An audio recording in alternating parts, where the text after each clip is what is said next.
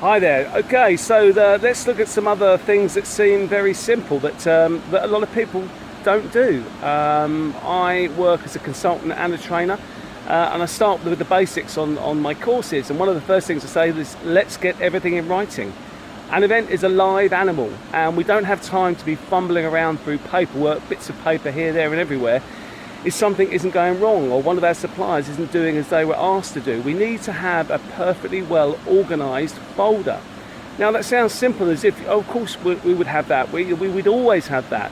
It doesn't happen, not everywhere. I'm currently working with a group of individuals, investors, who are putting on a music festival. And they are great people and they've got great contacts in the music industry. I'm working as a health and safety lead.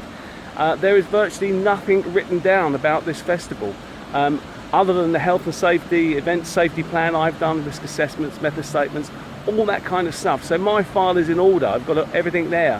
That's the only thing really binding this event together. Now there's quite a lot of money being spent on this event, and it's quite shocking that people do not do the work properly. So make sure you have a well organised electronic file and a fabulously organised paper file, so you can take it to your event. If you have a problem, you point out the various clauses to your people. I've also seen this happen with other planners who are putting on training events, small events, and they're so busy they don't have a chance to put a file together.